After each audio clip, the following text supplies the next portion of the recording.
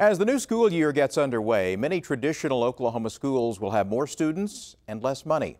That has superintendents scrambling to figure out a way to pay the bills and teacher salaries.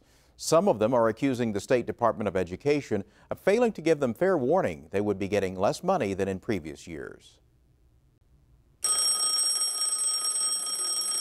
When students return to class each fall, school districts frequently still don't know how many state dollars they'll actually get to pay their bills and teachers. So they have to build budgets on anticipated funding. Deborah Jacoby is the Chief Financial Officer for Union Public Schools. I would say equally across the state, it creates uncertainty and causes us to have to make decisions on a bit of a wing and a prayer. Decisions like whether to hire more teachers when student populations increase. By law, a minimum of 1.5% of each district's state funding is withheld until mid-year. For the past 2 years, the State Department of Education has held back more. Last year, just over 2.25%. This year, more than 3.5%. That's a total of almost $64 million. Educators claim they had no warning this year's withholding would be more than twice the minimum. Superintendent of Public Instruction Janet Barisi is realizing that was a mistake. Yeah. I understand concerns that this was kind of some last-minute information. Cody Way is Jenks Public Schools' Chief Financial Officer. We have to budget based on history and based on projections. And so when you find out so late in the game, if there's not prior communication, it can lead to some surprises as we had this year. Most districts did anticipate more than the minimum would be withheld based on last year, but none we spoke with expected it to be so much more. Depending on what each district expected to get this fall, the higher withholding means they received anywhere from a few thousand to more than $1 million less state aid than originally anticipated.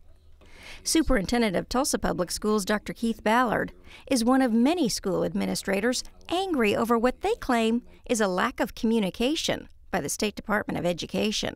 There's an outcry across the state about what in the world is going on, and the state superintendent chose to withhold about 3.5% for midterm. Barisi says more was withheld to cover state funding for growing enrollment in charter and virtual schools.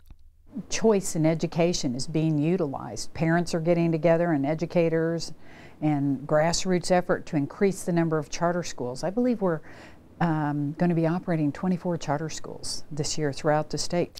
Barisi tells us when the allocations went out earlier this month, her department didn't know how many students would be in online virtual or charter programs, so enough money had to be withheld to fund the maximum enrollment. Now that they have a count, fall allocations are being adjusted. I've instructed the Office of Finance to, as quickly as possible, recalculate and re-notify districts of those new numbers. The uproar over allocations has some school administrators accusing Superintendent Barisi of putting charter and virtual school funding ahead of traditional public schools. Essentially what she's saying, I need to meet the needs of all charter and online charters because some new ones are cropping up. So what she's saying is I'm withholding over $60 million to make sure that they are fully funded, and then we'll prorate the rest of what is left for public schools. This is a serious matter. It's a serious matter because it continues to show philosophically that the state superintendent really, her priority is not with, your public schools that are out there. Charter schools are not a luxury. I want to make that clear. Children that go to charter schools are public education students. It's not they get their money first and then everybody gets what's left over. That's not what it is. The real issue is that all public schools in Oklahoma are not funded adequately, whether they're charter schools or traditional public schools. Eric Doss is the director of the Tulsa School of Arts and Sciences, a charter school that's renovating Tulsa's old Barnard School to accommodate its growing enrollment. Members wishing to vote or change their vote? Last spring, the legislature approved a flat budget for public education, and that sounds like no cut in funding. But with many schools having more students, getting the same funding as last year amounts to a cut in per pupil spending.